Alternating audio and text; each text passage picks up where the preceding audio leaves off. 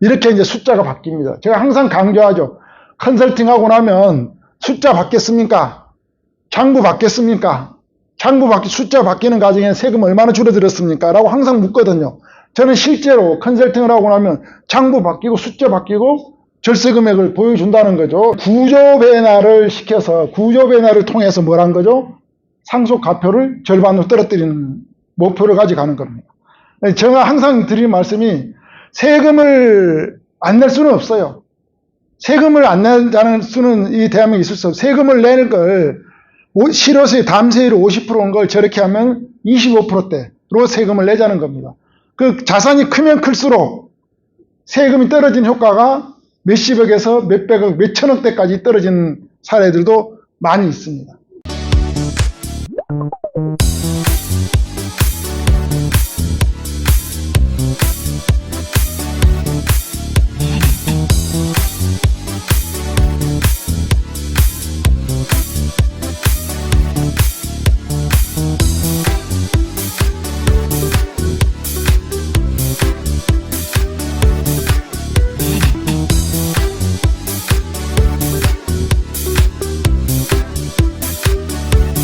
자, 강사님 모시겠습니다. 큰 박수 부탁드리겠습니다. 예, 반갑습니다. 법인자산 유동화 절세 전략 이건데요. 그 속에서 들어가는 전략과 전술은 새롭게 등장한다는 겁니다. 아주 새로운 내용이 또 들어가요. 그동안 들어왔던 내용과 다른 패턴 내용이 또 들어간다라고 이렇게 지난 시간에 강의했던 내용 기억 좀 나시죠? 가장 중요한 게 법인자산을 유동화하는 데서 주식이 자산이라고 해요. 주식이. 회사에서 발행해오는 비상장 주식이 자산이라고 그랬거든요. 법인 대표님들의 자산 가치가 얼마냐, 지금 자산이 얼마냐라고 이야기할 때는 무엇부터 평가해봐야 되는 주식 평가부터 해봐야 돼요. 그럼 주식 가격이 얼마에 따라서 대표님의 자산이 얼마냐, 거기에 따라서 지분율이 몇 프로 있냐, 주식 평가해봤더니 한 주당 가격이 얼마인데 지분율이 몇 프로 있으니까 이렇게 해서 대표님이 가지고 있는 자산 가치는 얼마입니다. 이렇게 이제 나온다라고 이야기를 했습니다. 자산이 많이 쌓여 있어서 평가 금액이 많이 나와서 법인은 자산이 많이 있는데 대표님의 돈이 필요하다는 거죠. 법인 돈이. 그러면 주식을 통해서 무엇인가 교환하면서 유동화를 할 수 있다라고 말씀드렸어요. 그럼 주식을 가지고 할 수 있다고 그랬는데 주식을 가지고 하려면 가장 중요한 게 법인 대표님이 운영하는 법인의 주식이기 때문에 사고 팔기가 상당히 제한적이라 이거죠. 제3자한테. 그럼 이거 누구한테 팔아야 되냐? 회사에다 팔아요. 회사에다 팔아서 매입하는 걸 보고 자기 주식이라고 그랬어요. 그럼 자기 주식 매입 절차의 정당성이 잘 확보가 돼야만이 국세청에서나 조사를 했을 때 소명력이 가능하다고 그랬어요.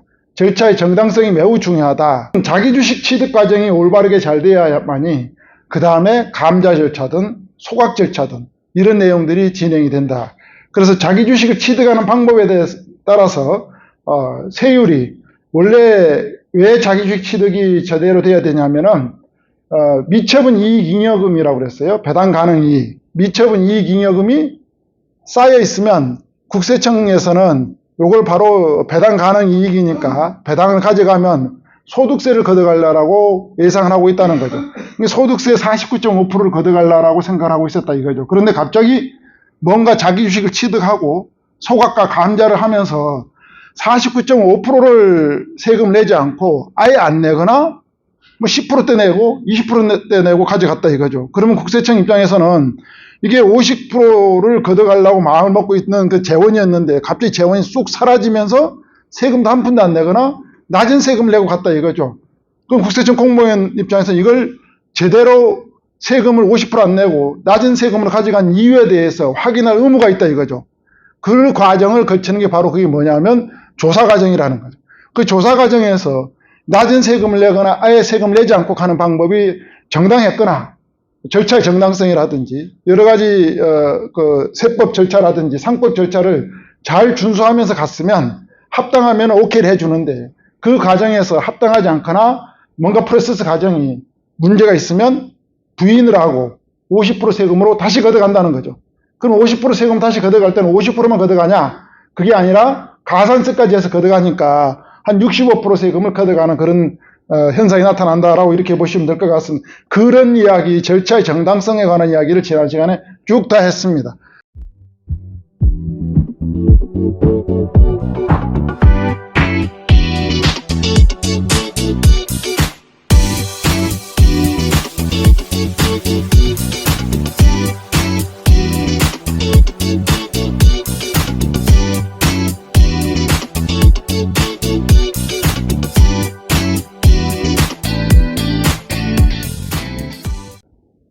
고가 감자를 통한 차등 배당 전략 이제 볼게요. 요즘 차등 배당 하는데요. 이런 거 있어요. 차등 배당이라는 개념은 여러분 아시죠? 굳이 그림 안 그려줘도 되죠? 차등 배당. 알고 다 계시죠? 몰라요? 기본 개념을 알아야 이제 이게 응용이 돼 가는 거니까. 지금 다 아시는 분도 계실 거고, 지금 모르시는 분도 계실 거건데, 자, 이제 개념 이렇게 보시면 돼요. 자, 차등 배당이 사장님이 이제 지분이 80% 갖고 있다 이거죠. 아들, 자녀가 20% 갖고 있어요. 20% 갖고 있는 상태에서 법인에서 배당을 했대요, 배당. 이 배당을 했는데, 배당을 10억을 했대요, 배당 10억. 배당 10억을 하면, 배당금이 어떻게 들어가야 돼요? 아버지가 8억이 들어가야 되고, 자녀가 2억이 들어가야 되죠. 그런데 배당금을 아버지는 받지 않고, 포기를 하고, 자녀가 10억을 받아가는 거예요. 포기를 하고. 그러면 이렇게 받으면 자기가 받은 지분보다 많이 받았어요? 적게 받았어요? 많이 받았죠. 많이 받았으니까 이걸 초과해서 받았다 해서 초과 배당이라고 그래요. 그럼 초과 배당을 얼마를 더 받은 거예요? 8억을 더 받았죠. 이 8억이란 돈이 누구 걸 가져온 거예요? 아버지 걸 가져왔죠. 그럼 이건 뭐예요? 아버지가 8억을 증여한 걸로 봅니다. 그럼 뭘 내야 돼요? 증여세를 내야 되겠죠? 그리고 자녀는 8억에 대해서 증여세를 내야 되고, 자녀는 10억의 돈이 생겼죠. 10억에 대해서 소득세를 내야 되겠죠. 그 세금 몇 가지를 내는 거예요? 10억에 대한 소득세 49.5% 내고, 증여세 내고, 그러면 수중에 돈이 남는 게 있겠어요? 없어요? 세금 다 내다 보니까 실제 소득이 거의 없어요. 그러니까 하나만 나가는 거예요. 근데 과거에는 세법 개정되기 전에는 이게 어떻게 됐어요? 증여세하고 소득세 중에 하나만 냈다는 거죠. 하나만. 그러니까 실효성이 있었어요. 그래서 초과배당, 차등배당을 많이 해왔었어요. 막차를 타고 했었죠. 근데 이게 세법 개정이 돼서 증여세하고 소득세 두 개 다 내라 라고 했으니까 초과배당에 대한 실효성이 없다. 그럼 이 사장님들 입장에서는 자녀한테 자금 출처를 만들어주기 위해서 하고 싶어요. 증여세만 없다 그러면. 배당 소득세는 당연히 내는 소득세를 내는 거니까 증여세 없이 원래 초과배당과 같은 효과를 가진 그런 방법을 하면 하겠다는 거죠. 거기에 대한 내용이에요. 증여세는 없고 소득세만 내는 그런 과정을 지금 이야기하는 겁니다. 여기 보시면 고가감자가 등장, 고가감자. 차등배당 효과가 똑같은 내용. 고가감자는 자녀에게 대표 지분을 3억 증여를 해줍니다. 3억 증여하면 증여세 5천만 원 정도 나와요. 5천만 원. 3억 증여해주고요. 자녀는 법인한테다가 5억에 팝니다. 아니 시가가 3억인데 5억에 팔았으면 시가보다 높게 파는 거죠. 시가보다 지금 3억에 팔아야 많이 되는 건데 시가보다 높은 고가로 팔아요. 고가로 팔아서 감자를 처리합니다. 그럼 고가로 팔았으니까 시가는 취득가액은 3억이고 파는 가격이 5억이죠. 그러면 얼마의 차익이 생긴 거예요? 2억에 대해서 의제배당세를 냅니다. 의제배당세가 8,200만 원이에요. 그럼 이렇게 고가로 해서 감자 처리하면 기존 주주, 기존 주주가 누가 되겠어요? 여기서 기존 주주는? 기존의 주주가 누가 되겠어요? 사장님 있고 자녀가 됐겠죠. 이해 안 되세요, 지금? 자, 여기 기존에 사장님이 100% 있다, 100% 사장님이. 사장님이 100% 있는 상태에서 자녀한테 증여를 했다는 거죠. 얼마? 3억을 증여를 했어요, 증여. 3억 증여를 하면 100% 상태에서 사장님이 이제 97% 정도 될 거고, 사장님이. 자녀가 몇 프로가 될까요? 한 3%가 되겠죠. 자, 이 상태에서 누구 주식이 사라지는 거예요, 지금? 누구 주식이 사라지는 거예요, 여기서? 이 그림에서.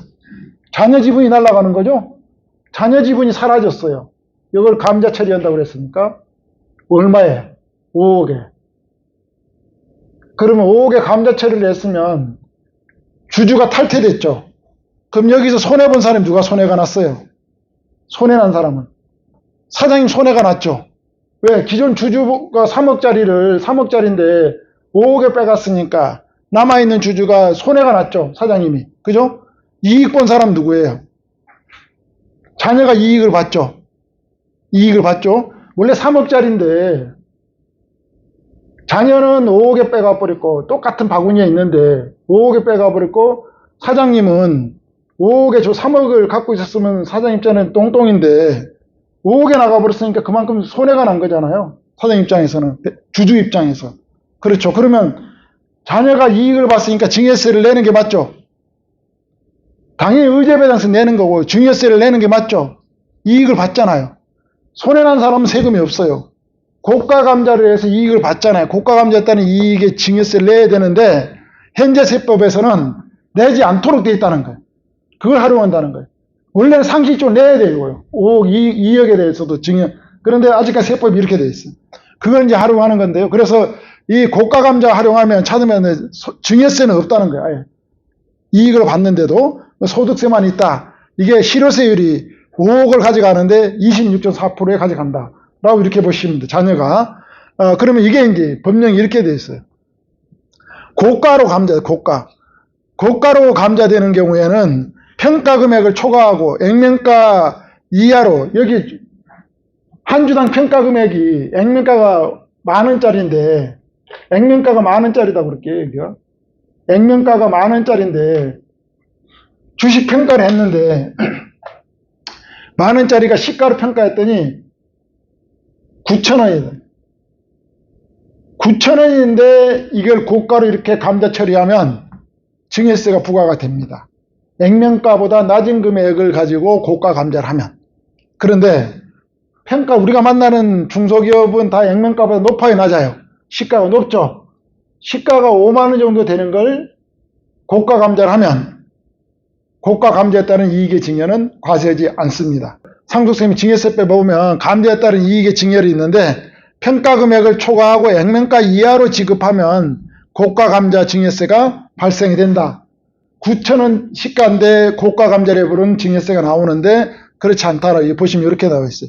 주식을 시가보다 높은 대가로 소각한 경우는 뭐라요? 증여세 내라는 거예요. 시가보다 3억짜리 5억에 했으니까 이익을 받죠. 증여세 내야 된다는 거예요. 그런데 단 주식 등의 한 주당 평가액이 액면가액에 미달하는 경우로 한정한다로 돼 있어요. 그럼 여기 세법 개정을 한다 그러면 뭘 하면 될까요? 여기서 한 주당 평가액이 액면가에 미달하는 경우를 한정한다를 쏙 빼버리면 이거 다 과세가 되겠죠. 제가 봐서는 이거 이제 빼버리면 다 과세되는, 아직까지는 이 조항이 있기 때문에 고가 감자를 해도 증여세는 없다. 배당세는 있지만 이렇게 보시면 될 것 같습니다.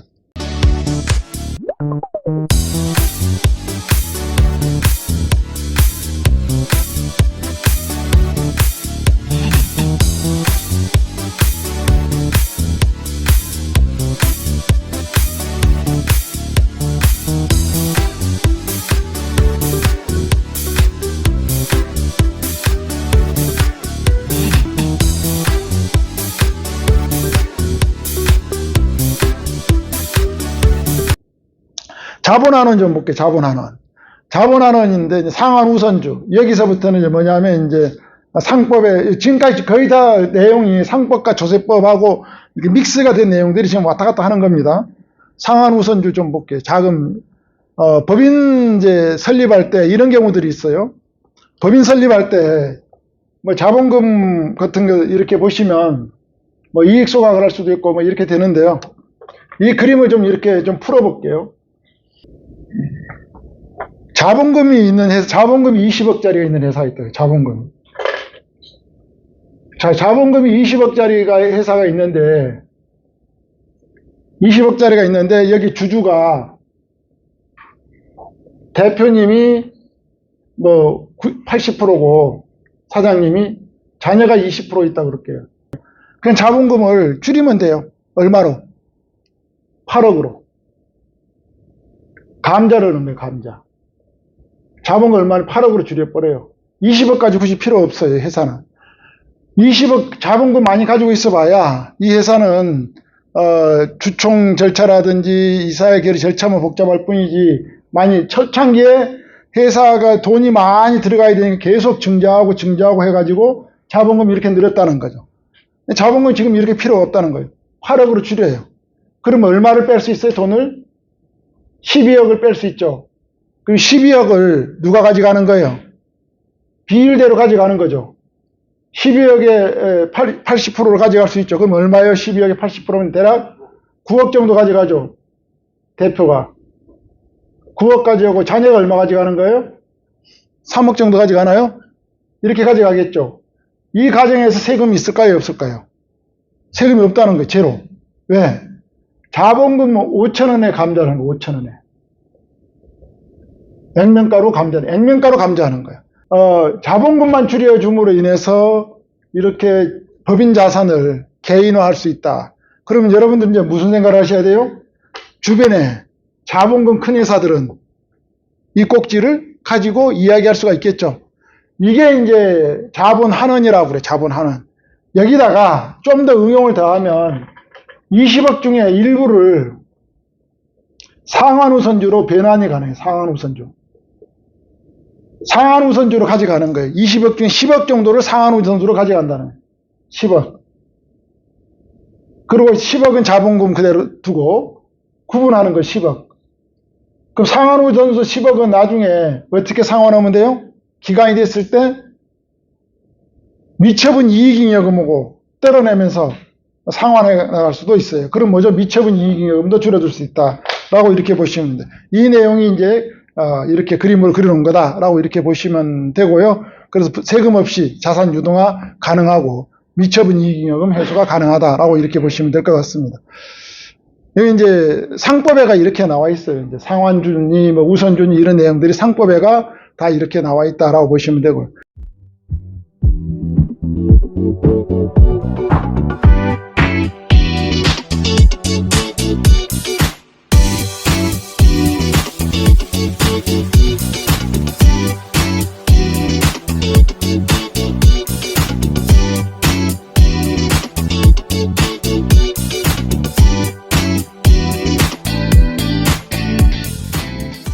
저가 불균등 증자 좀 볼게요. 조건부 이제 우선주라고 이야기하죠. 이거는 이제 개념이 이렇게 돼요. 상환 우선주인데요. 우선주를 이제 발행을 할 때 이렇게 보시면 증자예요, 증자. 자본금을 증자할 때는 증자를 하면 증자거든요, 일종의 증자. 증자를 할 때는 대표 지분이 80%가 있어요. 그 자녀 지분이 20%가 있어요. 그럼 증자를 할 때는 균등하게 증자를 원래 해요. 균등하게. 자본금이 이렇게 해서 1억짜리다 그럴게요. 자본금이 1억짜리인데 이게 증자를 하고 싶어요. 증자를 해야 될 이유는 뭐 때문에 하냐면요. 사장님 지분을 줄이려고 증자를 하는 경우들이 있어요. 무슨 말이냐면 이렇게 했을 때 자본금 1억짜리인데 주식 평가 금액의 한 주당 가격이 30만 원이에요. 30만 원을 평가 금액을 떨어뜨리고 싶다는 거죠. 떨어뜨리려고 그러면 주식 평가할 때 3대 요소가 필요하다 그랬죠. 제가 강의할 때 3대 요소가 뭐예요? 첫 번째, 얼마를 벌어놨냐? 자산이 얼마냐? 두 번째가 뭐예요? 이익을 얼마가 되냐? 이익 가치라고 그랬어요. 이익 가치는 손익에서 움직이는 거고 자산 가치는 재무상태표에서 움직이는 거라고 그랬어요. 그리고 세 번째 요소가 뭐예요? 발행 주식 총수라고 그랬어요. 그럼 주식 가격을 떨어뜨리려고 그러면 세 가지를 컨트롤하면 된다고 그랬죠? 첫 번째, 자산을 줄여나가든가. 두 번째, 이익을 줄이든가. 비용 처리를 많이 해서. 세 번째 뭐죠? 발행 주식 수를 늘려주든가. 이게 돼야 된다. 그러면 이익 가치를 줄이고 자산도 핸들링하고 어려운 경우에는 손쉽게 손을 댈 수 있는 게 발행 주식 수예요. 발행 주식 수를 늘려주면 되겠죠? 발행 주식 수를 늘려줘서 주식 가격을 20만 원으로 떨어뜨리고 싶다는 거예요. 20만 원으로. 떨어뜨리고 싶은데 20만 원 떨어뜨리고 나서 뭐 하려고 그럴까요? 증여 작업을 하려고 그런 거죠. 승계 작업을 하려고. 승계 작업을 하면 30만 원에 20만 원 떨어뜨렸으면 몇 프로 떨어진 거예요? 10만 원 차이니까 30한 몇 프로, 30한 3% 되나요? 33% 떨어졌어요. 그럼 이게 바로 뭐예요? 절세 효과가 난 거죠. 세금을 33% 줄여준 거예요. 텍스 절세를. 텍스 세이브를 시켰다는 거예요. 33%. 20만 원대는 주식수가 필요한데 그럼 증자를 해야 되겠죠. 증자를 하려고 그러면 이 증자하는 과정에 균등하게 증자하면은 5천 원의 증자 가능해요. 균등 증자. 액면가 증자 가능해요. 액면가로. 근데 균등하게 증자하면 주식수가 늘어나는데 아버지 주식수 늘어버리죠. 그죠? 그러니까 이게 효과가 없어. 아버지도 비례적으로 움직여 버리니까 의미가 없다는 거예요. 근데 아버지는 증자에 참여하지 않고 아들만 참여하고 싶다는 거죠. 아들만. 그럼 아들만 증자에 참여하려고 그러면 이걸 보고 뭐라고 그래요? 불균등 증자라고 그래요. 불균등 증자는 뭘로 해야 되냐면 시가로 해야 돼. 시가. 시가로 해야 되면 얼마에 해야 돼? 시가가 30만 원의 증자 가액을 들어와야 돼요. 그 30만 원에 들어와야 되면 자녀가 돈을 많은 돈 들어와도 별 실익이 없어요. 주식가격이 워낙 높으니까. 그러면 어떻게 해야 될까요? 이걸 갖다가 주식수를 늘려주는데 자녀 쪽에서 자녀 법인이라고 그럴게요. 뭐 법인일 수도 자녀 법인이면 더 좋아요. 늘려줄 수가 있겠죠. 자녀가 단독으로 들어가면 돈이 이제 부담스러우니까 누구를 등장시키냐면요. 여기다 증자에다가 자녀 법인 A가 등장을 합니다. A가 증자에 참여합니다. 증자에 시가로 참여해요. 시가로.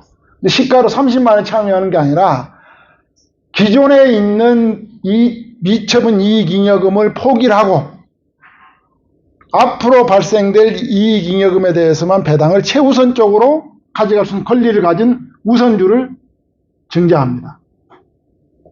그럼 우선주를 증자를 하게 되면 시가가 30만 원이 아니라 주식 평가를 하면 미처분 이익잉여 쏙 빼고 평가를 하면 한 주당 가격이 한 3만 원 정도로 떨어져 버려요. 30만 원에 증자해야 될 게 10배로 떨어져서 할인이 돼가지고 증자에 참여하면 자녀법인에서 한 20억 정도만 예를 들면 들어온다 그러면 많은 지분을 가져갈 수 있겠죠. 주식수도 많이 늘어나겠죠. 주식수도 20만 원까지 떨어질 수 있는 수준까지 주식수가 발행이 되면서 그 지분 누가 다 가져가는가요? 자녀법인에서 30% 이상을 확보를 하게 되는 거예요. 지분을. 그럼 결국은 지분율은 어떻게 될까요? 자녀법인 30% 가져왔으니까 비례적으로 툭 떨어지겠죠? 어떻게 떨어지겠어요? 여기가 65대 거의 뭐 한 5% 정도로 이렇게 떨어져요. 증자라고 나면. 그럼 앉은 자리에서 사장님 상속 가표가 33% 이상 하락해버립니다. 그러면 이 상태에서 놓고 30만 원에 20만 원에 이제 뭔가 전략을 가져가면 되겠죠. 20만 원에 아버지 지분을 어떻게 하면 돼요? 가져오면 되겠죠. 이렇게. 기본적으로 1단계에서 33% 절세가 되고요. 2단계 주식 자식평가에서 가져오는 과정에서 전체적으로 절세 금액이 50% 정도가 나와요. 그 50% 정도 나오면 상속 가표가 500억인 회사, 500억인 대표님 있다 그러면 상속세가 얼마예요? 250억 내야죠. 250억을 내야 되는데 이 작업을 마치고 나면 얼마로 떨어진다는 소리예요? 250억으로 떨어지죠. 가표가.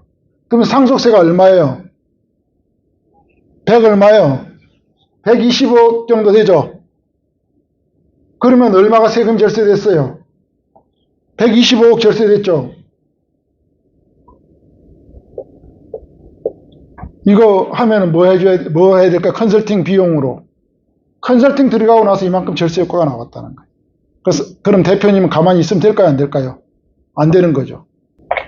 그래서 여기는 뭐냐면 쉽게 말하면 구조 변화를 시켜서 구조 변화를 통해서 뭘 한 거죠?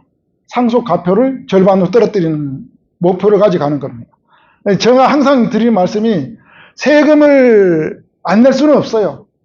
세금을 안 낸다는 수는 이 대한민국에 있을 수 없어요. 세금을 내는 걸 실효세 담세율이 50%인 걸 저렇게 하면 25%대로 세금을 내자는 겁니다. 그 자산이 크면 클수록 세금이 떨어진 효과가 몇십억에서 몇백억, 몇천억대까지 떨어진 사례들도 많이 있습니다. 그래서 이런 내용이다 보시면 되고요. 기존에 이 건설회사는 이렇게 주주명부였었잖아요. 기존 주주였는데 이게 이제 주주가 자녀법인에서 들어왔어요. 원래 한 주당 가격이 25만 원이죠. 25만 원이던 게 얼마에 들어왔어요? 여기는 15만에 불균등하게 참여가 됐어요. 불균등하게. 제가 용어도 정했어요. 용어가 제가 지금 뭐였어? 저가 불균등 증자, 우선주 증자라고 그랬죠. 낮은 가 시가보다 낮은 가격으로. 또 뭐죠? 불균등하게 들어오면서부터 낮은 가격 불균등 우선주 증자라고 제가 용어를 합당한 용어가 없어서 그렇게 풀어서 정했습니다. 제목을. 그래서 보시면 이제 저가 증자 우선주를 가져가는데 자녀 법인에서 7.6% 확보를 하게 되는 거죠. 이렇게 해서 이제 되는데 만약 이렇게 해놓고 이 자녀 법인에서 이제 30% 지분 확보했죠. 배당을 하면 어떻게 될까요? 배당을 하면은 자녀법인에게 배당을 줘야 되잖아요. 배당을 주면 배당금에 대해서 지분을 30% 갖고 있으면 비용 처리 입금 불산입 조항이 있죠. 그 몇 프로 공개해줘요. 가령 10억이 배당이 들어갔다. 법인에서는. 법인에 10억이 배당이 들어갔으면 10억에 대해서 배당 소득세가 개인이면은 소득 다 내야 되죠.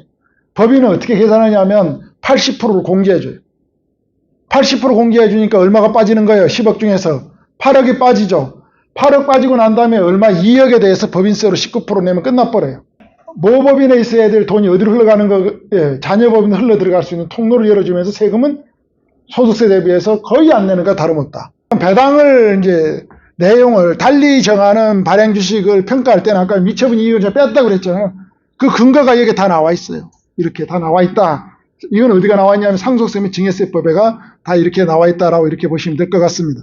이거 하려 그러면 이제 정관부터 다 바꿔줘야 돼요. 등기부등본까지 이렇게 다 나와야 됩니다. 여기 보시면 이제 발행주 우선주, 뭐 1종 상한 우선주, 2종 전환 우선주 이렇게 다 등기까지 다 난다라고 이렇게 보시면 될 것 같아요. 이게 등기부등본에 이제 올려야 될 내용들이에요. 이걸 A부터 Z까지 전부 다 이제 컨설팅하는 제가 다 틀어지고 다 한다라고 이렇게 보시면 될 것 같습니다.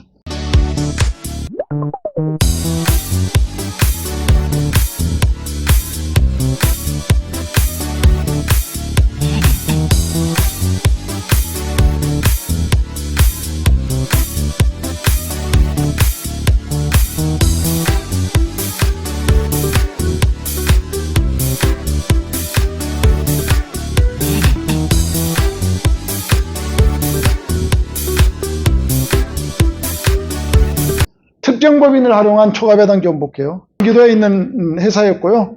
뭐, 제가 다녀보면, 많은 사람들이 다 다닌다고 이야기를 했습니다. 이런 내용, 기본적으로, 이런 분이 있어요. 하지만, 박사님, 이게 가봤더니, 다른 사람들이 막 다니고 있고, 다른 데 뭐, 보험도 들어가 있고, 그런데, 그건 뭐가 중요해요?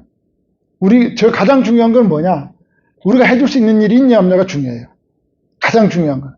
내 컨설팅이 고객에게 도달할 수 있는 영역이 있냐 없냐가 가장 중요합니다. 보험이 어떻게 되어 있고 뭐 중요치 않아요. 우리의 솔루션이 고객에게 도달해서 고객이 만족감을 느낄 수 있는 꼭지가 있냐 없냐가 중요합니다. 초과배당을 이제 이렇게 해서 한 내용인데요. 뒤에 좀 볼게요. 먼저 자녀법인 설립했죠. 아까 저희 이치하고 약간 비슷합니다. 자녀법인 설립을 해서 자녀법인 주식수를 가지고 이렇게 안분을 자녀법인의 손자니까 다 들어가면 좋아요. 숫자가 많으면 좋아요. 대표가 있습니다. 대표. 좀 내용이 난해해서 제가 자꾸 판서를 해주는 거예요. 대표가 있는 대표 지분이 50%예요. 50%. 그리고 여기에 뭐 이제 대표 배우자가 뭐 20% 있다고. 자녀법인 A가 30% 갖고 있어요. 이때 배당을 한다. 배당을 하면은 10억을 배당을 하면 똑같이 10억 배당을 하면 원래는 여기에 5억이 들어와야 되고 2억이 들어와야 되고 3억이 들어와야 되죠.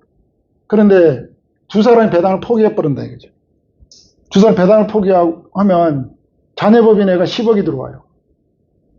자녀법인 10억이 들어오면 무슨 세금을 내야 되냐면 자녀법인 10억에 대해서 자녀법인은 뭘 내냐면 아까 30% 갖고 있으니까 80% 공개받고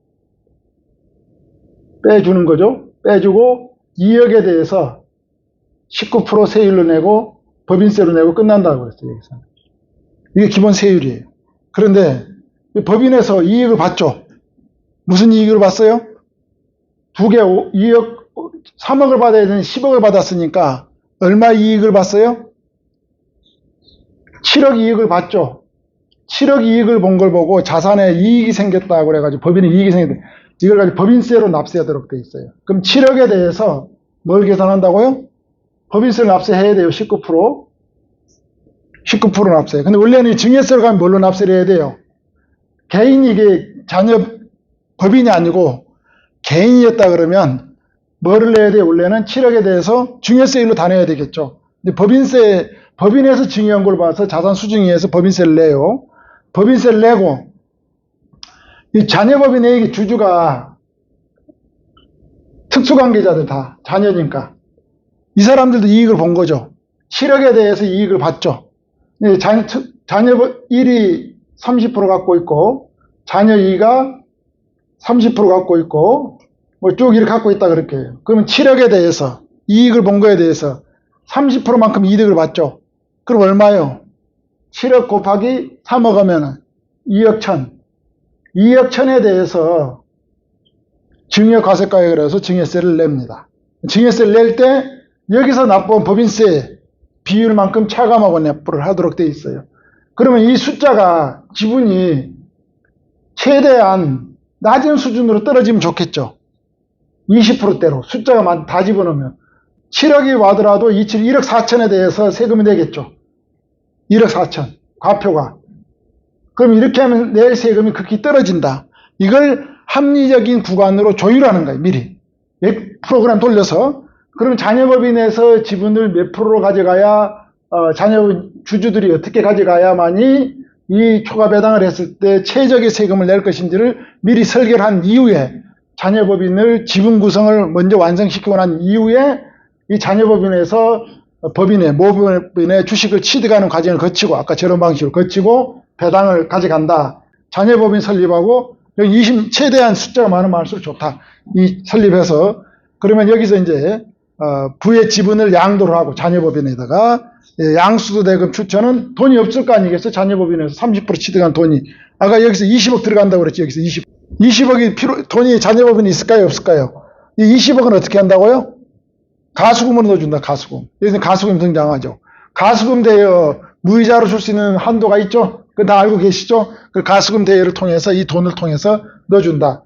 라고 이렇게 보시면 돼요. 그리고 여기 이제 컨설팅의 내용은 뭐 가수금도 등장하고 뭐 우선주도 등장하고 초과 배당도 등장하고 양수도 등장하고 모든 꼭지가 다 통합해서 돌아가면서 하나의 컨설팅 꼭지로 등장한다라고 이렇게 보시면 될 것 같습니다.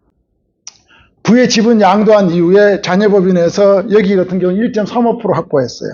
그래서 거꾸로 역선해서 돌려봤더니 58대 1.35인데 20억에도 세금이 거의 내고도 효과가 큰 정도가 돼서 20억씩 초과 배당을 합니다. 주주의 증여이익 검토해야 된다. 특정 법인이기 때문에 검토해야 된다. 이렇게 이제 다 증여세 다 검토를 다 한다라고 이렇게 보시면 될 것 같습니다. 아까 왜 80%라고 이야기했냐면요. 20%에서 50% 갖고 있으니까 여기 30% 갖고 있잖아요. 30% 갖고 있으니까 80% 송금불산입에서 비용 처리가 된다. 20% 미만은 30%다. 50% 이상 갖고 있으면 100% 비용 처리가 되기 때문에 배당금 들어오면 법인에서 내는 돈이 없다라고 이렇게 보시면 될 것 같습니다. 여기 이제 좀 국세청하고 이제 기재부에서 답변 내는 내용을 좀 볼게요. 이 꼭 컨설팅 꼭지가 꼭 유념해서 봐야 될 관련 세무 내용, 조세 내용. A 법인의 주주가 대표이사 50%, 자기 주식 25%, 비법인, 이 관계 자녀법인에서 25% 갖고 있었어요. 그 비법인의 주주는 다 특수관계자죠. 아들 둘이 갖고 있었으니까 특정법인이 되겠죠. 이런 상태에서 비법인만 초과 배당을 했다 이거죠. 아버지는 배당을 받지 않고 자기 주식은 배당권이 없으니까 이렇게 비법인만 배당을 하고 했을 때 법인에서는 수입 배당금에 대해서 법인세를 납부를 했어요. 아니요. 증여세가 내야 됩니까? 안 내야 됩니까? 라고 물어봤어요. 증여세 초과 배당이잖아 일종 이게. 초과 배당을 했는데 여기에 있는 주주 아들 딸들이 초과 배당에 따른 증여세를 내야 됩니까? 안 내야 됩니까? 내야 됩니까? 안 내야 됩니까? 초과 배당에 따른 증여세 내야 됩니까? 안 됩니까? 초과 배당에 따른 증여세는 내지 않는다. 이렇게 답변이 나왔어요. 법인이 다른 법인의 주주로서 다른 법인 제 자녀들 말은 초과배당을 받았다고 해서 초과배당을 받은 법인의 개인 주주가 별도로 초과배당에 따른 이익의 증여 규정에 의해서 과세 대상에 해당되지 않는다라고 나왔어요. 이게 언제냐? 2023년 3월 23일이니까 언제죠? 올 초에 3월 달에 답변서를 내놨습니다. 야, 그러면 이거 이제 아까 이 말하는 야, 이 증여세 이거 안 내도 되는 거냐? 이렇게 되는데 증여세를 검토하려면 여러 항목이 있어요. 초과배당에 따른 증여이익에 대해서는 안 낸다고 답변이 왔는데 주주들이 초과배당에 따른 증여이익에 대해서는 과세가 되지 않는다 답이 나왔는데 그럼 특정 법인과 거래를 봐서 과세 대상이 되냐라고 또 한번 물어봤어요. 그거는 2017년도 이거보다 앞에 물어봤는데 그때는 특정 법인의 이익에 해당돼서 과세해야 될 걸로 판단됩니다라고 답을 내놨거든요. 그러니까 그 논리에 의해서 지금 제가 강의해 온 거예요. 근데 그 뒤에 이제 초과배당에 따른 이익의 증여는 또 내지 말래요. 예, 무슨 말인지 아시겠죠? 그러니까 과세하는 기준이 법령이 두 법령이 있는데 하나의 법령은 내지 말라고 이야기를 하고 하나의 법령은 특정 법인과 거래할 때 증여 이익 규정에 의해서는 내라는 답변이 있다. 그래서 보수적으로 봐서 내는 걸로 컨설팅을 진행하는 게 좋겠다라고 이렇게 보시면 될 것 같습니다. 여기 이제 붉은동 이제 저가 감자 좀 볼게요. 이거는 이제 여기 사장님 지분을 50% 갖고 있는데 30%로 확 떨어뜨릴 수 있는 방법이 있어요. 30%로. 자, 요거 아주 중요한 내용입니다. 이게 지금.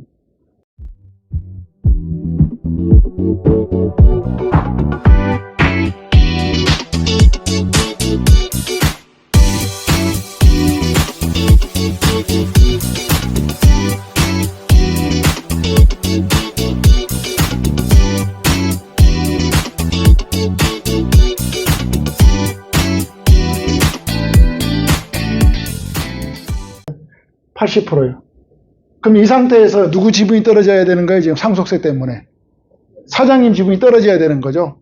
사장님 지분 떨어뜨리는 방법을 간단히 설명드리고, 사장님 지분을 법인에 자기 주식으로 증여하자는 거예요. 증여. 80% 중에서 일정 부분 한번 30%를 증여했다고 그럴게요. 30%를 증여를 하고 무상으로 줬죠. 그럼 법인에서는 이익이 생긴 거거든요. 30% 돼서 법인세를 내야 돼요. 그런데 법인세를 안 내게 바로 감자 처리를 바로 해버립니다. 법인에서는.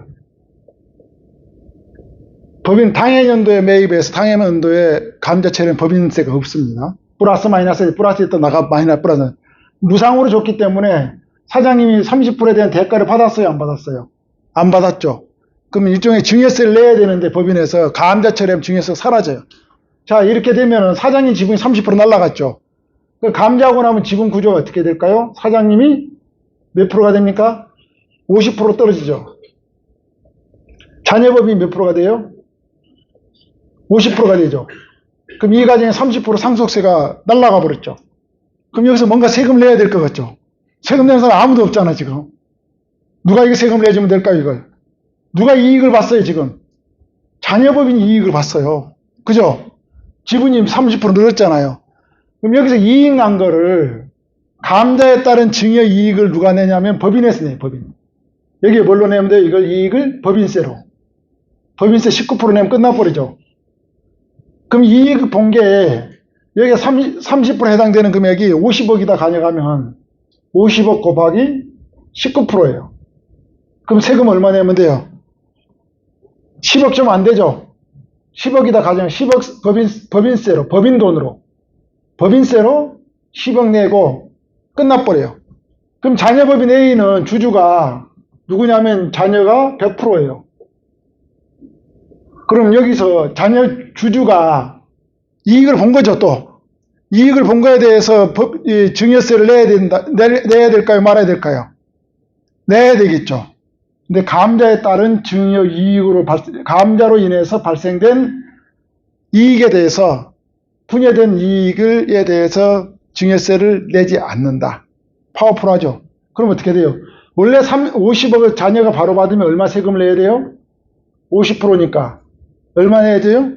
25억 내야 되죠. 25억 낼 걸, 개인이. 그럼 25억을 자녀가 만들려면 돈이 얼마가 있어야 돼요? 50억을 벌어야 되겠죠. 50억을 벌어야 곱하기 소득세 50% 내고 25억이 남잖아요. 그죠? 그러면 이 상속세를 내기 위해서 세금이 얼마 나간 거예요? 25억 소득세 나가고, 소득세 25억 나가고, 증여세 25억이 나갔죠. 그 총 얼마가 나간 거예요? 자녀는 50억이 나갔죠. 증여세 또는 상속세 50억이 나갔는데 아버지 지분을 받기 위해서 거의 다 내는 거죠. 근데 법인으로 가면 얼마로 낸 거예요? 법인에서 10억 내고 끝냈죠. 그러면 얼마가 절세가 된 거예요? 40억. 적게는 원래 25억 있다 가정하면 그냥 소득할 때 하는데 25억과 15억 얼마 차이가 났어요? 15억. 그 절세 금액이 얼마예요? 15억에서 40억 사이가 절세가 됐다는 거죠. 이렇게 해서 그럼 결국은 어떻게 된 거예요? 5대5 지분을 만들어버린. 결국은 누가 50% 가져간 거예요? 자녀가 50% 가져간 거죠. 이게 이제 원래는 자녀법인의 주주도 내야 되니까 실효성이 없다라고 판단할 수 있는데 여기에 대한 내용이 답변이 이렇게 명쾌히 나왔어요. 이 내용인 겁니다. 감자전 주주, 사장님, 배우자 쭉 이렇게 있죠. 관계사, 자녀법인 이렇게 쭉 있는 겁니다. 이렇게 있는데 감자하고 나서 불균등하게 저가로 감자였어요. 또 그것도 뭐 그냥 무상으로 줄 수도 있고 저가로 줄 수도 있겠죠. 여기는 저가로 줬습니다. 낮은 가격으로 시가보다 훨씬 못 미치는 거죠. 시가 금액이 180만 원이 그랬는데 여긴 12,000원을 주고 저가로 이익을 봤죠. 누가 이익을 지분이 이렇게 아들하고 17% 관계사 A, B가 이렇게 올라갔어요. 그럼 여기서 이익 본 사람이 누구예요? 아들이 10에다가 17%만큼 이득을 봤죠. 그 다음에 관계사 A가 46이던 게 28이던 게 46, B던 게 37로 이득을 봤죠. 이 세 사람이 이익을 봤다 이거죠. 그럼 당연히 이익을 본 사람은 증여세를 내야 돼요. 그럼 아들 증가분 7% 되면 당연히 증여세 신고를 하겠죠. 근데 문제는 여기는 법인세로 신고를 하겠죠. 여기에 있는 주주가 또 아들이라는 거죠. 그럼 아들 또 내야 되는데 세금이 너무 많아지지 않겠냐라고 해서 이걸 내야 되냐 말아야 되냐 논란이 많았는데 대부분 다 이걸 뭐라 그랬을까요? 내야 되지 않겠냐라고 봤던 거예요. 그런데 뭐라고 그래요? 내지 않아도 된다는 거예요. 아들은 감자에 따른 이익의 증여로 해서 증여세 납부를 마쳤습니다. 근데 법인은 분여받은 이익에 대해서 법인세를 납부를 했어요. 법인세 납부했습니다. 그리고 이 관계사 특정법인 AB의 주주에게 특정법인과 거래를 통한 증여이익의 과세가 되냐라고 물어봤어요. 상식적으로 돼야 되겠죠? 그죠? 근데 답은 안 된다. 라는 거예요. 이렇게 나왔다. 불균등 저가 유상 감자 시 특정법인 주주에게 증여세 과세 여부를 물어봤어요. 2017년도에. 특정법인과 거래를 통한 이익의 증여 의제 대상 거래에는 불균등 저가 유상 감자는 포함되어 있지 않기 때문에 특정법인의 주주, 여기에 대한 주주에 대해서는 증여세를 과세할 수 없다라고 나와 있어요. 이걸 가지고 제가 컨설팅을 엄청 많이 합니다. 이게 자산가든 다 이게 하나의 전략 도구로 다 등장을 해요. 자, 그러면 똑같은 원리를 볼 수 있어요. 증자를 통해서 법인, 여기서 증자를 저가로 액면가 100만 원짜리인데 시가가 3만 원에 증자를 하면은 자녀법인 혜택을 본 거죠. 아버지는 손해를 보고 증자를 하는 과정에서도 이익을 봤으면 법인에서 분여받은 이익에 대해서 법인세로만 내고 끝나버린다. 여기는 안 낸다는 거예요. 증자 감자시는 분여받은 이익에 대해서 특정 법인과 거래를 통한 증여세를 과세하지 않는다.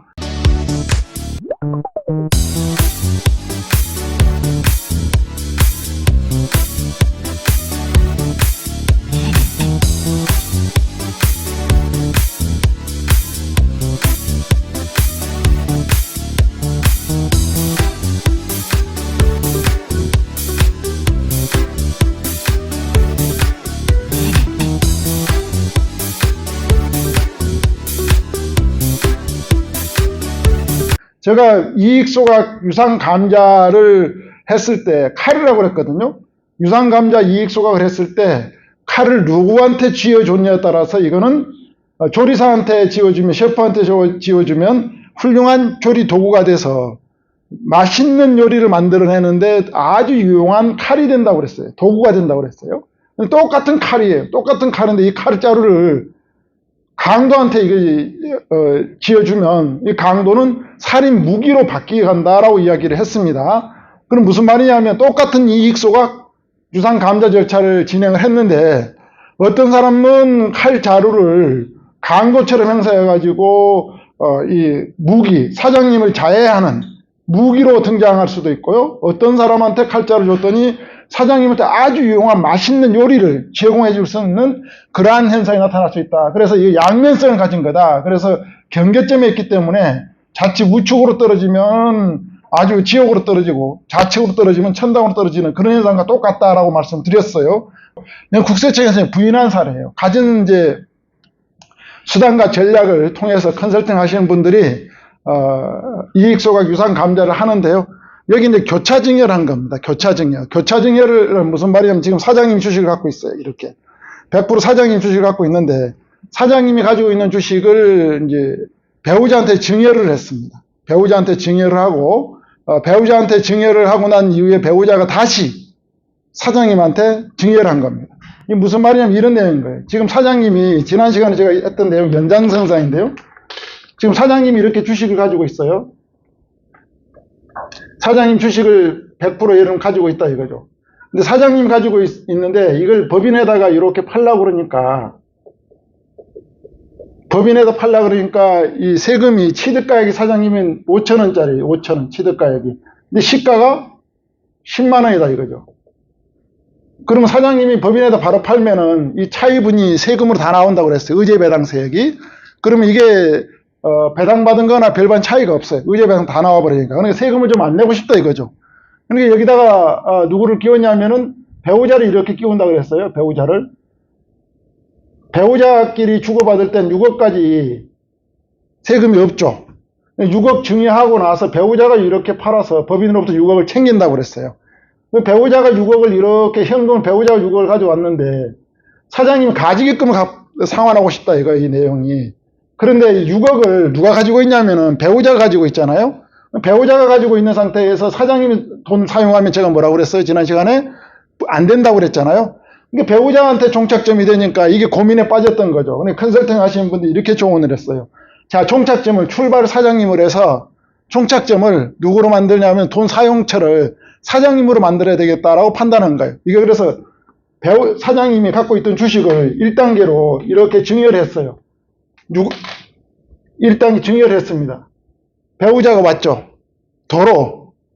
배우자가 된 증여를 사장님한테 도로 6억을 증여를 합니다. 일종의 이게 뭐죠? 맞증여가 된 거예요. 맞증여. 왜 이런 걸 하냐면 시가를 10만 원으로 끌어올리기 위해서 이런 행위를 하는 거거든요.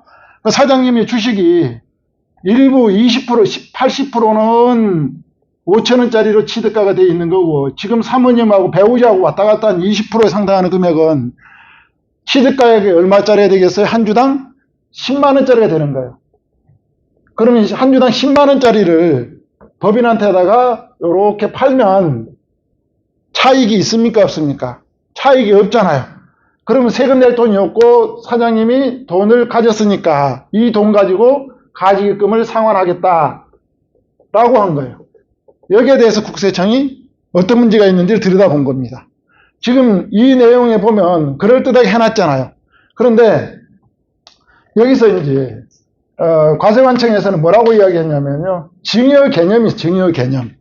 증여 개념이 뭐냐면 증여라면은 준 사람은 자산이 줄고 받은 사람은 자산이 늘어야만이 증여다. 그러면 사장님이 1단계로 줬을 때 사장님 자산이 마이너스가 났죠. 배우자가 플러스가 됐어요. 근데 도로 똑같은 자산을 가지고 도로 배우자가 사장님한테 줘버렸다 이거죠. 그럼 배우자 자산이 어떻게 됐어요? 도로 마이너스가 났죠. 사장님 어떻게 됐어요?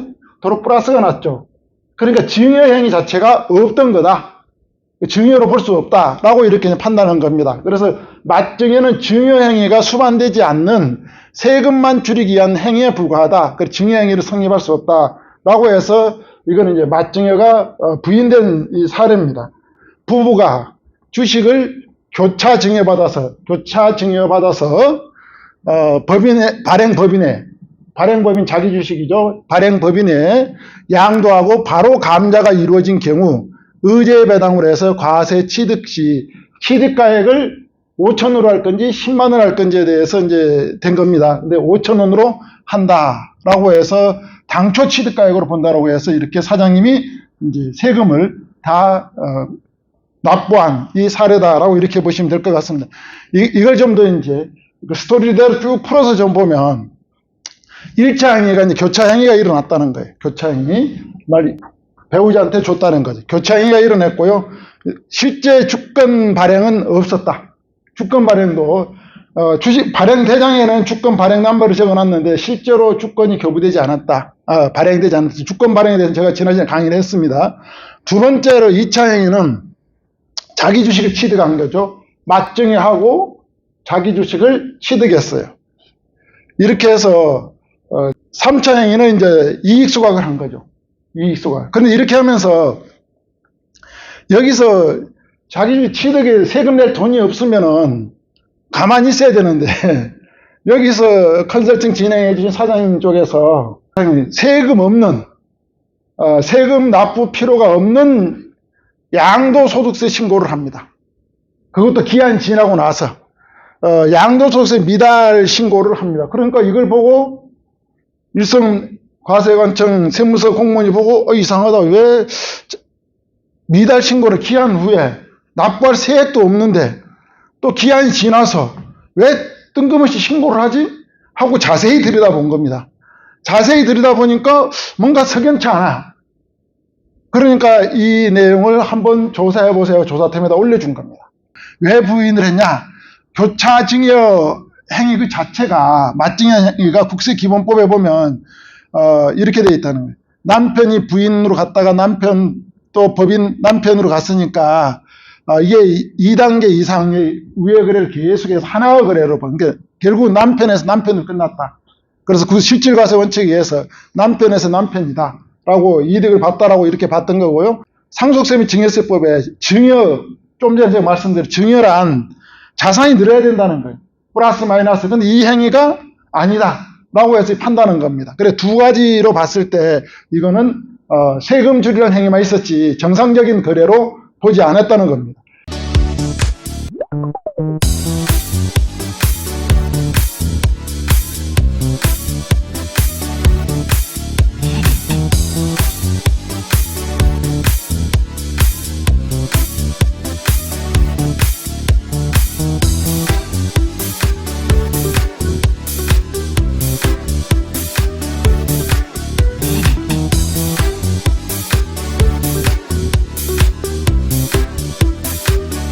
이제 두 번째 사례 또 케이스를 보면은요, 여기는 이제 배우자가 증여하고 나서 이익 소각을 대금을 남편에게 차용한 겁니다. 이렇게 지금 여기는 이제 이렇게 된 거예요. 똑같은 비슷한데요. 교차 증여가 아니고요. 이거 1번으로 이렇게 갔다가 이렇게 해서 돈을 지금 누가 가지고 있는 거냐면 이제 배우자가 가지고 있는 거죠. 6억을. 배우자가 6억을 가지고 있으니까 사장님이 돈이 필요하다는 거죠. 왜? 가지입금을 갚아야 되니까. 이 6억을 어떻게 했냐면요. 사장님한테 이렇게 차용해 줍니다. 빌려줘요. 차용. 차용을 했는데 이 차용에 대해서 빌려줬으니까 사장님 거 이 돈 가지고 가지입금을 이렇게 상환하는 형태를 취합니다. 이 차용해 준 걸 인정해 줬냐? 이 문제예요. 차용한 거를 인정을 하지 않았습니다. 왜냐하면 차용했으면 뭘 줬어야 되냐면 이자를 줬어야 돼. 이자. 이자를 줬어야 돼. 이자. 그럼 이자를 사장님 줬냐를 따져요. 이자. 이자를 줬냐를 따지거든요. 근데 이자를 또 줬냐 그런데 이자를 줄 수도 있잖아요. 예를 들면은 생활비로 뭐 매달 꼬박꼬박 넣어주라 이런 말을 많이 하거든요. 넣어줄 수도 있잖아요. 이자에 대해서 요즘 과세관청에서는 더 들어갑니다. 원천징수에서 소득세 신고했냐까지 들어가요. 소득세 신고했을까요? 안 했을까요? 거의 다 안 합니다. 자, 이자 소득에 대해서는 몇 프로 원천징수해야 됩니까? 14.5? 15.4? 몇 프로 해야 돼요? 여러분 은행에 예금 많이 해두셨잖아요. 예금만 이자 따박따박 나올 때 몇 프로 떼던가요? 원천징수? 22%? 15.4% 떼지 않아요? 지방세까지? 맞죠? 15.4% 원천징수를 하고 줘요. 그러면 이거는 금융기관에 저기 빌려준 겁니까? 금융기관이 아닙니까? 금융기관이 아니죠. 이걸 보고 이제 비영업 대금의 이익이라고 그래요. 이때는 원천 징수는 몇 프로 할까요? 몇 프로 할까요? 15.4%? 네. 아, 이게 없어지네. 25%에다 지방세까지 하면 27.5%. 이걸 때, 그럼 이걸 신고를 했냐는 거죠, 이거 이제. 국세청 신고 안 했다는 걸 알고 있겠죠, 이미. 신고 안 돼 있기 때문에 비영업대금 이익에 대해서 신고를 안 한 걸 알고 있는 거죠. 그래서 신고를 안 했어요. 그래서 이것도 부인이 됐다라고 이렇게 보시면 돼요. 남편이, 이 그림을 보면, 남편이 배우자한테 증여를 합니다. 그리고 배우자는 법인한테 이제 자기 주식 취득해서 감자 처리를 하죠. 그런데 이제 남편이 먼저 대출을 받아요. 대출을 받아가지고, 이 가지급금에 상환을 합니다. 대출을 받아가지고, 가지급금 상환해서 법인한테다 유동성을 확보해줘요, 먼저. 그러고 나서 돈이 법인에서 배우자한테 들어와서 이 돈을 다시 빌리게 됩니다. 이렇게. 그래서 이런 내용으로 이제 이렇게 양수도 대금 입금을 하고, 이런 그림으로 이제 갑니다. 결국은 이제 여기도 했죠. 약정을 해서 대약정 확정일자까지 씁니다. 무이자로 해서 썼는데요. 여기 내용을 이제 이런 그림으로 갔는데 좀 복잡하게 그렸죠. 그림을 복잡하게 설계를 했는데 과세관청에서는 한마디로 심플하게 딱 정리를 해줍니다. 금전대차 형식을 빌어서, 이거는 가장 형식이라 가장거래다. 빌어서 금전을 반환받아서 가지입금 상환한 것에 불과하다라고 이렇게 간단하게 정리를 했고요. 또 두 번째 이제 소각행위 및 양도거래 단계를 거쳐서 소득세피 목적의 가장거래라고 이렇게 보는 겁니다. 세 번째로는 여기 재밌는 이야기가 나옵니다. 세무조사 과정에서 이제 문답지를 주거든요. 이렇게 질의응답지를 줘요. 조사하면 누구한테 주냐면 당사자한테 줍니다. 남편한테도 주고 배우자한테도 줍니다. 주니까 이제 물어봤어요. 배우자한테. 배우자 간 거래는 이익 소각을 전제했다라고 남편이 답을 해요. 이익 소각을 전제해서 했다라고 답변을 하고요. 사전에 자문을 받아서 기획을 했다. 뭐 이제 컨설팅 하는 데서 자문을 받아서 기획을 했다. 그러니까 이거는 기획자가 따로 있다는 거예요. 뭘 하기 위해서? 가지입금 상환하기 위해서 기획을 한 거다라고 이렇게 이제 자백을 한 겁니다. 사장님이. 그리고 결정적인 거는 부인한테 줬더니 주식 증여하고 이런 과정을 어떻게 했냐고 그랬더니요. 배우자 증여 및 양도에 관여한 사실이 없다. 자기 자산인데 이 자기 거잖아요. 자기 건데 자기가 몰랐다는 거예요. 자기 건데 몰랐다고 이야기하고 남편 혼자 다 처리했대요. 배우자가 재산권 행사하지 않았다. 그러니 배우자를 유령으로 본 거예요. 유령으로. 쉽게 말하면 재산 행사하지 않아서. 이게 이제 중요한 겁니다. 그러면 이제 이런 내용들이 많이 나옵니다. 조사할 때 우리가 이제 참고해야 될 게 뭐냐면요. 이런 조사가 있었으면은 문답 과정이 매우 중요합니다. 어떻게 물어보냐면요. 문답이요. 1번 이제 증여 계약서는 어디서 작성했나요? 뭐 이런 내용 물어봐요. 제 유튜브 영상에 올려놨거든요. 어떻게 어디서 했나요? 또 뭐냐면 증여는 왜 했나요? 또 자기 회사의 주식을 왜 팔았나요? 그렇게 쭉 물어봐요. 그럼 결국은 그 답변하는 과정에서 이 사람은 이익 소각을 해서 가지입금 상환하기 위해서 의도를 가지고 했다라는 답을 유추해내기 위해 그 사장이 그래서 체크를 하고 답을 쓰겠다면 거기서 뭐가 나오면 자술서가 나오는 형태를 취하도록 하게 돼 있거든요. 이런 문답지가 왔을 때 잘 문답을 해줘야 돼요. 그러면 과세관청하고 그 어떤 다툼의 소지를 만들 수 있는데 문답을 할 때 과세관청에서 확신하는 대로 답을 줘버리면 다툼의 소지 없이 바로 과세가 된다라고 이렇게 보시면 돼요. 이 어떻게 문답을 해야 되는지에 대해서는 제가 유튜브 영상에 잘 올려놨으니까 그걸 참고하시면 될 것 같고요. 이 시간에 그걸 할 수 없어서.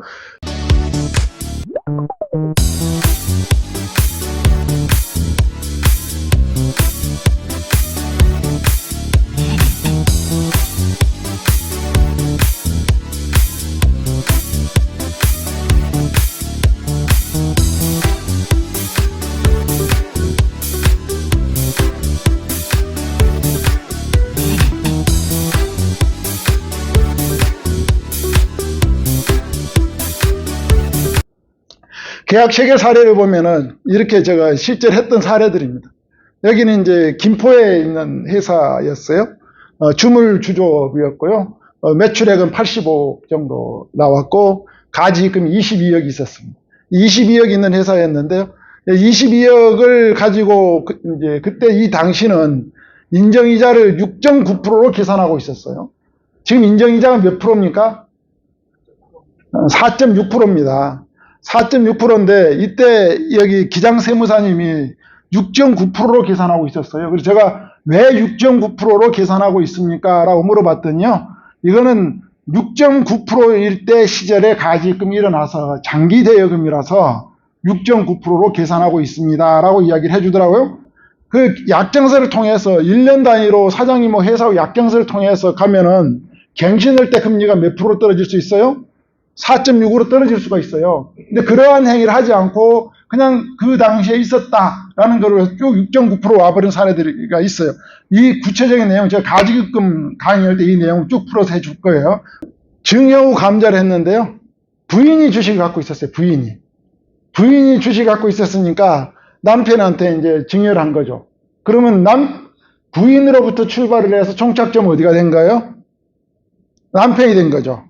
그러니까 남편이 돈을 가질 수 있는 권리가 생긴 거죠. 이 돈을 가지고 가지입금 상환했다라고 이렇게 보시면 돼요. 이렇게 이제 숫자가 바뀝니다. 제가 항상 강조하죠. 컨설팅하고 나면 숫자 바뀌었습니까? 장부 바뀌었습니까? 숫자 바뀌는 과정에 세금 얼마나 줄어들었습니까? 라고 항상 묻거든요.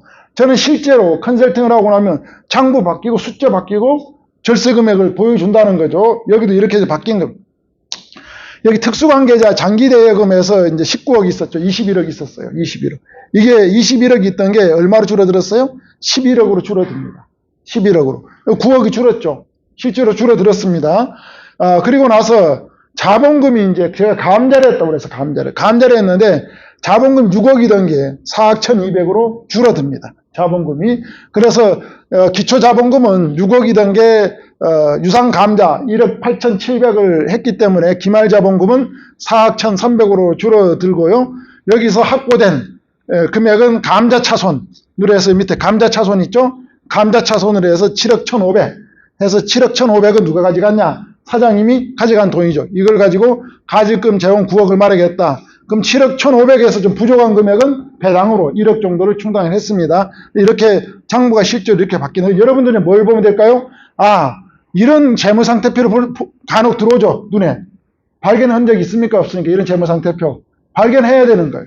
크레타를 보다 보면. 이게 무슨 말이에요? 그럼 제가 오늘 강의를 했기 때문에 감자차손이 7억, 6억 있다 그러면 뭐죠? 여기는 유상감자라는 기업이구나. 그 유상감자를 몇 년도에 했는지 보시면 되겠죠. 2017년도를 보면 되겠죠. 이렇게 이제 쭉 찾아가는 거다라고 이렇게 보시면.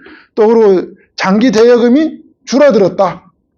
가지입금이 줄어들었다. 그럼 뭔가 전략을 가지고 가지입금 상환한 일을 했구나. 그럼 쭉 찾아보면 이거 뭘 갖고 가지입금 상환했지? 감자를 가지고 처리했구나. 그러면 감자의 절차 정당성이 잘 되어 있는지를 한번 여러분들 사장님한테 체크해 줄 필요가 있겠죠. 이런 이제 재무상태표로 보면 다 답이 나온다라고 이렇게 보시면 될 것 같습니다. 사장님이 지분이 여기가 몇 프로가 있었냐면 사장님 지분이 80%가 있었고요. 여기 배우자 지분이 20%가 원래 있었어요. 그럼 뭘 했다는 거예요? 배우자 지분을 요렇게 거꾸로 줬다는 거죠. 요렇게. 배우자 지분을 사장님한테 줬다는 거예요. 거꾸로 출발점에. 그럼 사장님은 80% 기존 5천원짜리하고 시가로 평가한 금액하고 20%가 섞여 있겠죠? 그럼 이 과정에서 뭘 했겠어요, 제가? 구분하기 위해서. 주권 발행. 근데 이 정도 나오면 주권 발행 바로바로 답이 나와야 돼요. 주권 발행을 제가 했겠죠? 주권 발행을 해서 20% 배우자로부터 취득한 이 주권을 어디다가 팔았겠어요? 이 법인에다 팔았다는 거죠, 법인에다. 이걸. 법인에다가 팔았더니 법인으로부터 돈을 얼마 받았다는 소리예요? 7억 1500을 받았다는 소리잖아요. 근데 7억 1500이 돈이 있었을까요? 없었을까요? 법인회가. 없었다는 거예요. 없었는데 이게 권리는 이제 누가 받은 거예요? 받을 권리예요. 사장이 받을 권리죠. 저 가지입금 뭐 상계 처리를 했어요. 그랬더니 상계 처리하면 안 된다라고 계속 그러잖아, 앞에서. 근데 이거는 배우자의 돈일 때 상계 처리하면 안 되는 건데 내 돈이잖아요. 내 돈이니까 상계 처리가 됩니다. 유상 감자 대가로 상계한 가지입금 업무만 가지고 가세청은 당부해가지고 쟁점 가지입금을 상계한 것이 법률상 원인 없이 이루어진 것을 볼 수 없으므로 쟁점 가지입금은 무슨 말이에요? 가지입금 상계가 된다는 게 안 된다는 게 자기 거니까 된다는 내용이 누가 이야기를 하고 있어요 이게? 조세심판원에서 이야기를 하고 있어요. 그럼 이 가지입금을 가지고 상계 처리해야 될 부분 가능한 데가 있고 불가능한 데가 있다는 거죠. 하면 안 되는. 그걸 이제 혼동해서 사용하니까 문제가 된다. 상계 처리해도 되는 자리가 있고 절대 하면 안 되는 자리가 있는데 이걸 두 개를 섞어서 잘 모르니까 상계 처리하면 안 될 자리에 상계 처리해버리고 또 해도 되는지 가가지고 상계 처리하면 안 된다고 이야기하고 한다는 거예요. 다 알고 이건 이미 뭐죠? 진행할 때부터 뭘까요? 이거는 다 스토리를 가지고 있었다는 거죠. 소명 자료를 다 확보한 이후에 다 일을 진행했다는 거예요. 정관부터 손으로 봐야 돼요. 자기주식 취득이 적절하게 될 수 있도록 정관에 명기되어 있는지 안 되어 있는지 정관도 봐야 되고요. 또 자본금이 왔다 갔다 하는 거니까 자본금에 관한 내용, 또 주권이 발행되어야 되니 주권 발행에 관한 내용이 있는지 없는지 다 체크를 해서 정관 개정을 먼저 하면서 이제 진행을 해야 된다.